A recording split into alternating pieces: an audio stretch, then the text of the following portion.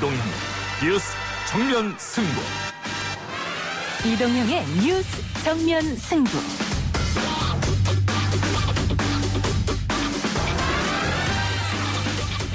청취자 여러분 안녕하십니까, 이동형입니다. 대북 전단을 빌미로 북한이 공식적으로 남북 소통 경로를 다 끊겠다고 밝혔습니다. 부자는 인간 식물들과 괴뢰협정 배당들을 사전 들을 것 없이 부조리 죽탕 처벌해야 한다고 의격하고 있다. 북한은 대규모 군중을 동원한 집회도 열며 우리 정부와 탈북자들을 맹비난했는데요. 이 문제 어떻게 풀어야 할지 더불어민주당 동북아 평화협력특위위원장을 맡고 있는 송영길 의원과 이야기 나눠보겠습니다.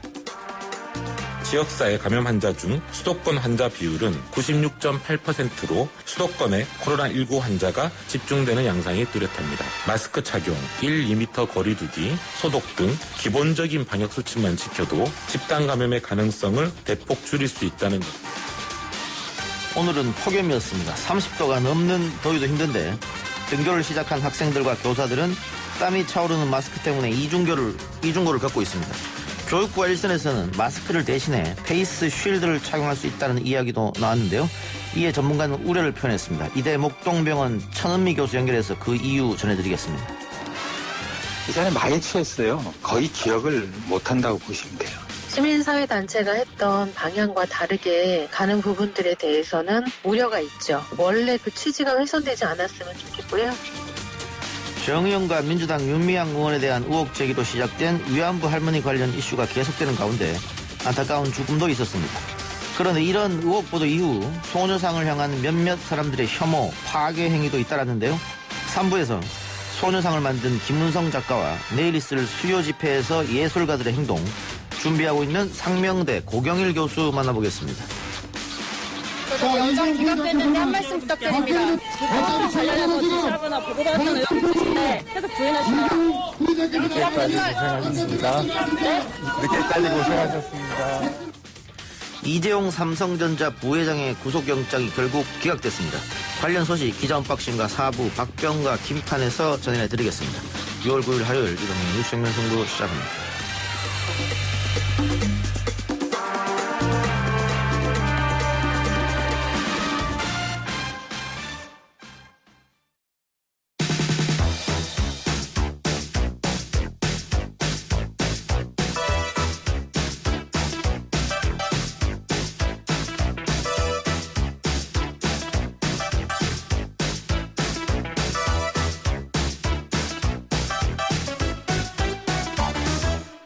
북한이 남북 간 모든 연락 채널을 끊겠다라고 경고했습니다. 통일부는 남북통신선은 소통을 위한 기본 수단이므로 남북 간 합의에 따라 유지돼야 한다는 원론적 입장만 밝혔습니다만 전문가들 사이에서는 개성공단 완전 철거를 비롯한 무력 도발 등 다음 수순에 대한 우려의 말도 들립니다. 사태에 발단이 된 건 탈북단체의 대북전단 살포인데요. 이 문제 관련 통일부의 의지부족으로 대북전단 살포 금지를 못하고 있다고 비판한 더불어민주당 송영길 의원 연결하겠습니다. 의원님 나와 계십니까? 네, 안녕하십니까? 예, 우려한 대로였다고 할까요? 북한이 남북 공동 연락 사무소를 비롯한 남북 간 모든 연락 채널을 완전히 차단하겠다라고 이야기했습니다. 지금 이 사태 어떻게 보고 계십니까? 네, 여러 가지로 좀 심각하게 생각합니다. 뭔가 이 돌파구를 마련해야 된다는 그런 생각이 들고요. 예. 또 이게 전화위복의 계기로 활용을 했으면 좋겠습니다. 예. 북한 입장으로서 그 대북 전단 살포가 어떤 힘든 작용을 했을까요? 어떤 점이 불쾌했을까요? 전단 살펴도 불쾌했겠지만, 예. 사실 4.27 합의 이후로 실제로 진행된 게 없잖아요. 그러니까 자기들 입장에서는 2018년도에 문재인 대통령 오셨을 때 부산까지 김정은 위원장이 직접 안내하고, 평양에서 5일 경기장에서 직접 연설까지 하도록 자기들이 배려를 했는데, 미국 핑계대고 진행된 게 하나도 없다. 그래서 지금 미국 때문에 그렇다는 핑계에 대해서도 불만이 많은데, 이 전단 문제는 미국 핑계될 문제도 아니고, 우리 정부가 의지만 가지면 할 수 있는 건데도 이렇게 안 하고 자신들이 생각하는 최고 존엄의 모욕적인 말들을 쓴 이런 전단지를 그것도 한두 번도 아니고 계속 배포한다는 것은 더 이상 참을 수 없다 이렇게 나오게 된 거죠. 그런데 민주당에서 대북전단 금지법을 만들겠다 이런 얘기를 했었는데 이런 소식을 북한도 들었을 텐데요. 그럼에도 불구하고 바로 이렇게 모든 연락 채널을 끊겠다고 했거든요. 글쎄, 뭐 그런 게 한두 번이 아니었기 때문에 그런 불만의 표시를 하는 것 같습니다. 그것으로 촉발된 게 이전에 모든 쌓였던 불만이 한꺼번에 터진 게 아닌가 생각이 들고요. 예. 그 의원님께서 통일부의 태도가 논란을 더 키우고 있다라고 비판하셨는데 지금의 법으로도 사실은 대북전단 살포를 막을 수 있는데 그거를 하지 않았다 이런 말씀이십니까? 소극적이지 않았나 이렇게 생각이 드는데요. 지금 위험 발생의 방지 조치를 규정한 경찰관 직무집행법 제5조 1항과 정당방위 긴급피난을 규정한 민법 761조 등에 의거해서 국가는 대북전단 살포 행위를 제지할 수 있다라고 이게 2016년 3월 박근혜 정부 때 대법원에서 그렇죠. 이렇게 판결을 한 겁니다. 이 말은 즉 경찰관 직무집행법에 따라 전단 살포를 금지할 수 있다는 것을 대법원이 인정해 준 거죠. 그러면 좀 더 경찰과 협력을 통해서 적극적으로 이걸 좀 막아왔어야 되는데 너무 소극적으로 방치한 게 아니냐 이런 지적이 있는 거죠. 그러면 이 이후에 북한이 남북 간 연락 채널을 끊고 또 추가적인 조치를 취할 것이라고 봅니까? 굉장히 그럼 우려되는 상황이 될 수도 있는데. 추가적으로 군사적인 충돌 이런 것들로 가지는 않을 거로 생각이 드는데 그래도 어떻게 대응하느냐에 따라 달라 있겠죠. 뭔가 저는 신뢰할 수 있는 상황의 조치가 필요하다 이렇게 생각합니다. 그런데 어쨌든 대북 전단 살포를 하는 대북 단체들은 끊임없이 전단을 살포하려고 할 텐데요. 지금이라도 경찰들이 막아야 된다고 보십니까? 당연히 막아야 되지 않겠습니까? 지금 언론 출판의 자유라고 그러는데 언론 출판의 자유는 서울에서 하면 되는 거죠. 이거는 왜 그러냐면 이 군사 지역, 특히 접경 지역에서 이걸 하게 되면 당장 그 지역 주민들이 다 반대하고 그 주민들의 어떤 생활이나 생명에 위협을 주는 거 아니겠습니까? 안전 문제도 있겠죠, 2014년도에 실제 고사포 사격이 있었고 오늘도 제가 김포시장과 통화해봤더니 그때 방공호로 전부 김포 시민들 대피하고 이런 소동이 있었다는 거예요. 다 하고 신경이 좀 곤두서게 되고 또 관광객도 안 오게 되고 모든 게 안 좋죠. 그 지역의 영업 활동도 제한을 받게 되고. 그럼 의원님 대북전단 금지법 법으로 이걸 아예 못하게 하자 이 주장에 대해서는 어떤 생각을 갖고 계십니까? 당연히 필요하다고 봅니다. 현행 지금 경찰관 직무집행법은 처벌 규정 같은 게 약하거든요. 없거든요. 근데 근본적으로 이거를 다 막는 데는 한계가 있어서 아예 접경 지역 관련 법을 개정하든지 아니면 남북 교류 협력에 관한 법률을 해서 넣든지 해서 이런 접경 지역에 있어서의 전단 살포 통일부의 동의 없는 승인 없는 이러한 행위를 통제할 필요가 있다 이렇게 생각합니다. 그런데 미래통합당에서는 그 법 제정에 대해서 당연히 반대할 테고 일반 국민 여론도 너무 정부가 북한에 끌려다니는 거 아니냐 이런 지적은 있는 것 같습니다. 아니 그렇지 않은 게 왜냐하면 이 대북 전단 살포 금지는 이명박 박근혜 정부 때도 추진했던 겁니다. 어찌됐건 남북 간에 그동안 합의했던 게 전부 다 상호 체제 인정, 비방 금지, 전단 금지 이게 다 서로 합의 사항이었잖아요.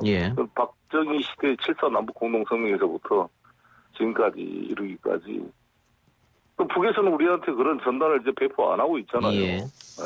그런데 우리 쪽에서는 정부에서 하는 것도 아니고 일반 단체가 이렇게 하는 것은 적절치가 않다. 탈북단체들의 심정은 이해를 하지만 그건 서울에서 자기들의 언론 출판의 자유가 있으니까 하면 되는 거 아니겠어요?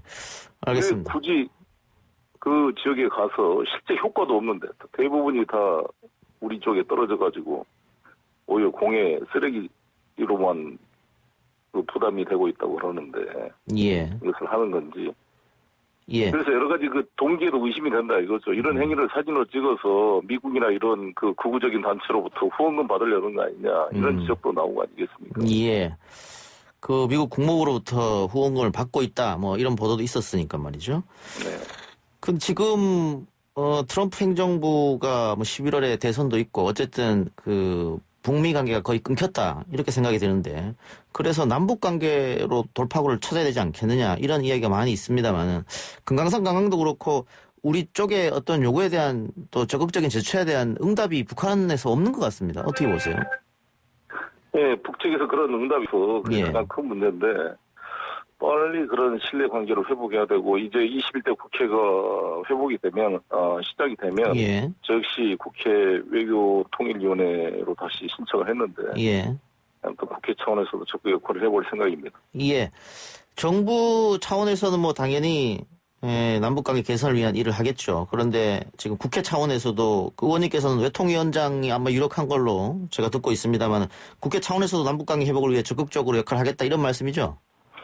그렇습니다. 저희들이 국회 이제 초선 의원들이 많이 들어오셨는데 국회법 제24조에 따르면 임기 초기에 국회에서 선서를 하는데 선서 내용 중에 하나가 조국의 평화적 통일을 위해 노력하겠다 이게 돼 있습니다. 예. 네, 사실 저희 국회의원들이 이 역할을 해야 되고 특히 외통위 소관 상임위원회에서 적극적으로 이런 방안을 찾을 필요가 있다 이렇게 생각합니다. 예. 근데 과거 사례를 보면 민간 관계부터 회복이 되고 그리고 정부끼리 이야기가 되고 뭐 이런 수순이었는데 지금은 민간 관계도 회복이 좀 안 되는 것 같습니다.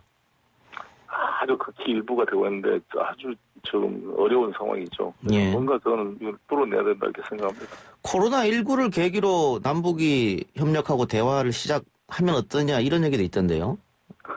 모든 것들이 상호 신뢰가 지금 회복이 안 되고 있고 분이 안 풀리고 있는 거죠. 예. 도대체 자기들은 특히 집권당이 평양선언 2018년도에 이렇게 화려한 정책 이벤트를 통해서 정치적 그런 이득을 얻었으면서 실제로 자기들에게 도와준 게 뭐 있느냐. 미국 핑계대고 아무것도 하지 않지 않느냐. 뭐 미국 허락 없이 아무것도 못하는 나라와 뭔 대화를 할 필요가 있느냐. 이렇게 억하심정이 있는 거죠.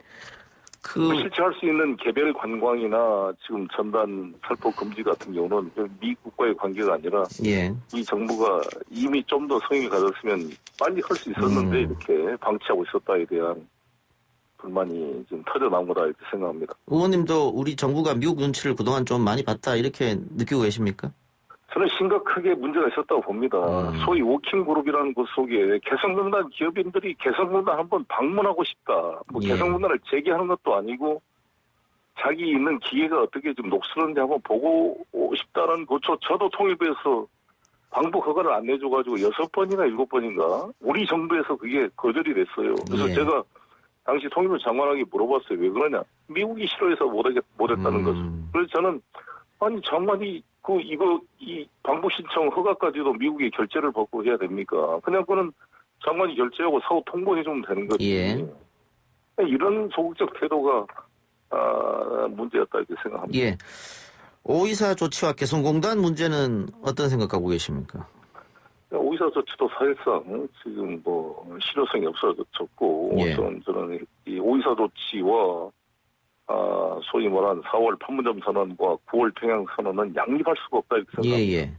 이 문재인 정부가 지금 5.24 조치를 놔두고 4월 판문점 선언, 9.19 평양 선언을 추진하겠다는 것은 자기 모순이다 이렇게 생각합니다. 개성공단 이 모순을 해결해야 된다 이렇게 봅니다. 개성공단 복원 문제는 미국과 관계가 없습니까 전혀? 관계가 있죠. 미국과의 그걸 풀어내야죠. 그래서 미국 관계가 정말 이것도 우리 문재인 정부가 풀어보려고 얼마나 노력을 하고 있겠습니까만 참 어려운 상황입니다. 그래도 저희가 끈질기게 노력을 해야 된다 이렇게 생각합니다. 개성공단 입주 기업은 어쨌든 정부만 바라보고 있을 텐데요. 지금 너무 오랫동안 비워뒀지 않습니까?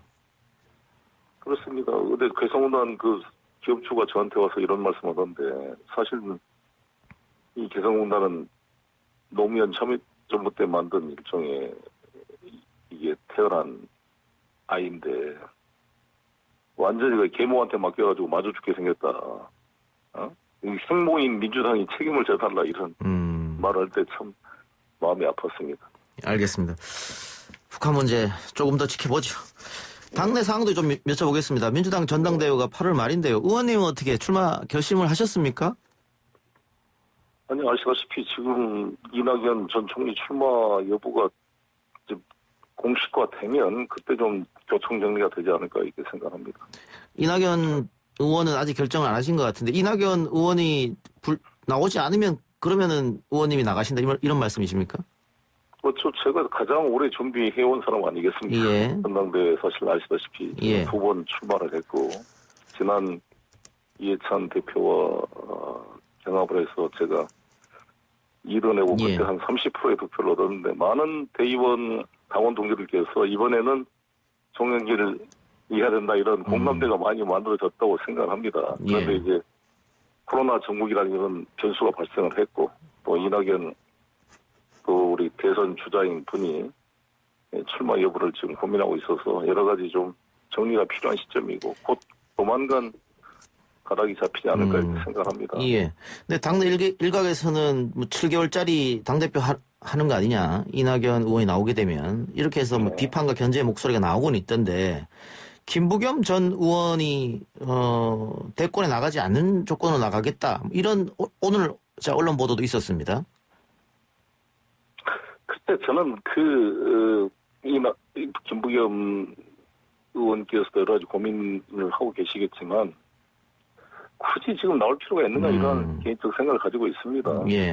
네, 왜냐하면 대선 주자로 나오셔서 어찌됐건 우리 각 지역에 우리 민주당의 대선 주자들이 많이 나와서 하나로 경선 과정을 통해서 융합돼가지고 전국적 리더십을 발휘하게 만드는 것이 우리 민주당에 더 기여할 수 있는 방안이 아니겠는가. 지금 대선 주자 1위인 이낙연 후보와 부딪혀서 사롱안에 승차를 내고 그것이 또 보수 언론에게 활용되는 것이 과연 당의 발전에 도움이 되는 것이냐에 대한 의문이 있습니다. 예, 당을 위해서는 대권을 가는 게 낫다.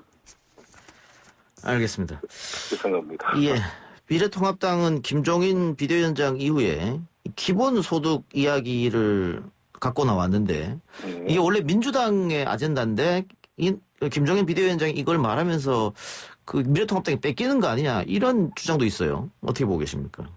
어찌됐건 지금 기본소득 문제는 장기적인 과제이기 때문에 예. 뺏기고 안 뺏기고 문제가 아니라 당장 지금 재난 구호 수당도 지금 2차 지급 여부를 가지고 논란이 되고 있는 판에 예. 기본소득 논의는 너무 앞서간 거라고 생각이 듭니다. 예. 지금 2차 재난 구호 이것을 지급하는 것도 엄청난 재정 부담 때문에 좀 고민을 하고 있는데 예. 기본소득이라는 것은 매달 그렇죠. 정기적으로 지급하는 것인데 예. 이건 너무 지금 예산 상황이나 조건에서 앞서가는 거다 이렇게 봅니다. 좀 멀리 있는 얘기다. 네. 예. 그러면 어쨌든 의원님도 당 대표를 생각하고 염두에 두고 계시니까 제가 여쭤보겠습니다. 그 기재부에서는 2차 재난 소득은 없다라는 입장인데 의원님 생각은 어떠십니까? 저는 저 생각은 좀 더 신중하게 봐야 된다고 보는데요. 예. 이 코로나 상황이 어떻게 끝날 것인가. 예를 들어서 이게 더 큰 재난이 올 때의 상황에 대비해야 되고 이 재난이 단기적으로 끝나게 되면 2차 재난 그 구호 조치를 긴급히 해야 될 필요가 있겠지만 이게 지금보다 더 어려운 상황이 앞으로 더 기다리고 있다 그랬을 때 예. 과연 지금 있는 무기를 다 써버리고 나서 실제 더 큰 파도가 닥쳐올 때 뭘로 막아낼 것이냐. 라는 고민이 필요하다 이렇게 생각합니다. 조금 더 토론과 논쟁이 필요하다. 네. 예. 마지막으로요. 우리 국민들이 민주당을 177석의 거대 여당으로 만들어줬을 때는 어떤 기대가 있을 텐데. 네. 네, 포부 앞으로 21대 국회 이제 연지 얼마 안 됐으니까 밝혀주시기 바랍니다. 지금 국민들이 바라는 것은 이 코로나 국가 재난 상황들을 효과적으로 집중해서 돌파해달라고 저희들에게 기대 이상의 그 의석을 준 거라고 보여집니다. 예. 그래서 지금 상임위 나누고 여야에 부딪히는 것도 과거의 관행으로 해서는 안 되고 책임 있게 한번 기회를 줘야 된다고 봅니다. 그래서 저는 야당이 법사위 문제도 어차피 대폭적으로 이 여당이 책임지게 일할 수 있도록 저는 양보를 해야 된다고 생각이 들고 근데 저희들로서는 결과로서 국민의 심판을 받아야 되기 때문에 이 과정을 법의 절차에 따라 책임 있게 운영하고 정말 능력 있는 그 민주당의 모습을 국민들에게 보여줘야 된다 이렇게 생각합니다. 알겠습니다. 의원님 오늘 인터뷰 고맙습니다. 네, 감사합니다. 예, 지금까지 더불어민주당 송영길 의원이었습니다. 1부 순서 마치고요. 2부 기자 언박싱 코너로 들어옵니다.